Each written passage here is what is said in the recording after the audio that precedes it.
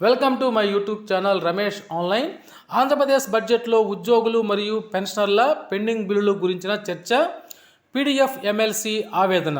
ఆ వివరాలు ఏంటో ఒకసారి ఈ వీడియోలో చూసేద్దాం. చూసే ముందుగా ఫ్రెండ్స్ ఎవరైనా ఇంకా మన ఛానల్ని సబ్స్క్రైబ్ చేసుకోకపోతే వెంటనే సబ్స్క్రైబ్ చేసుకోండి. ఇక విషయానికి వచ్చినట్లయితే ఉద్యోగులను విస్మరించారు, అసంఘటిత రంగాన్ని పట్టించుకోలేదు.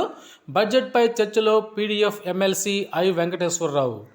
ఉద్యోగులు, ఉపాధ్యాయులు, నిరుద్యోగులు, పింఛనర్లు, కాంట్రాక్ట్ అవుట్సోర్సింగ్ ఉద్యోగులు, స్కీమ్ వర్కర్లు, అసంఘటిత రంగ కార్మికులను బడ్జెట్లో ప్రభుత్వం విస్మరించిందని పీడీఎఫ్ ఎమ్మెల్సీ ఐ వెంకటేశ్వరరావు విమర్శించారు. సోమవారం మండలిలో బడ్జెట్పై జరిగిన చర్చలో ఆయన మాట్లాడుతూ, బడ్జెట్కు సంబంధించిన వివిధ రంగాలకు కొంత ఎక్కువ కొంత తక్కువ కేటాయింపులు మినహా గత ప్రభుత్వానికి ఈ ప్రస్తుత ప్రభుత్వానికి మధ్య వ్యత్యాసం కనిపించడం లేదని అన్నారు. అదేవిధంగా రాష్ట్రంలో ఉద్యోగులు, ఉపాధ్యాయులు, పెన్షన్లు 8 లక్షల మంది, కాంట్రాక్టు అవుట్సోర్సింగ్ ఉద్యోగులు 2 లక్షల మంది, ఇక వివిధ రకాల ప్రభుత్వ స్కీమ్స్లో పనిచేసే వారు ఒక 4 లక్షల మంది ఉన్నారని చెప్పారు. గత ప్రభుత్వం పీఆర్సీ ఇవ్వకుండా ఉద్యోగులను చాలా మోసం చేసిందని అన్నారు. సకాలంలో డిఏలు ఇవ్వలేదని, సిపిఎస్ రద్దు చేస్తామని ఇంతవరకు రద్దు చేయలేదని తెలిపారు. ఇప్పటికీ 11వ పీఆర్సీ పూర్తి కాలేదని, దాని బకాయిలు కూడా ఇంతవరకు చెల్లించలేదని చెప్పారు.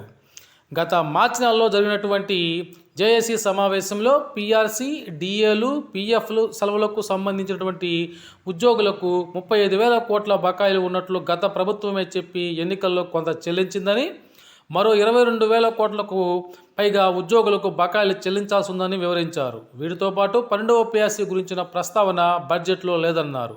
గత ప్రభుత్వం సిపిఎస్ను జీపీఎస్గా మార్చిందని అన్నారు.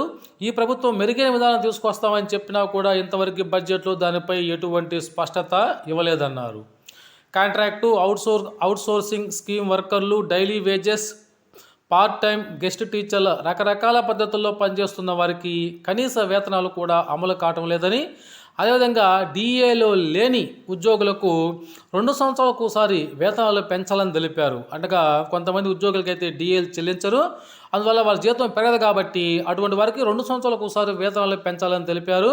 10 సంవత్సరాల వరకు కొన్ని కేటగిరీల్లోని ఉద్యోగుల జీతాల్లో ఇంతవరకు మార్పు ఉండటం లేదని, పెరుగుతున్న ధరలను పరిగణలోకి తీసుకున్నప్పుడు జీతాలు పెరగని ఉద్యోగుల నిజ వేతనాలు తగ్గినట్లు చూడాలన్నారు.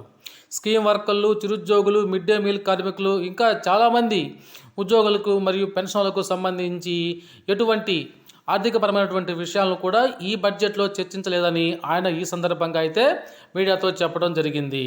ఓకే ఫ్రెండ్స్, ఇది ఈనాటి సమాచారం.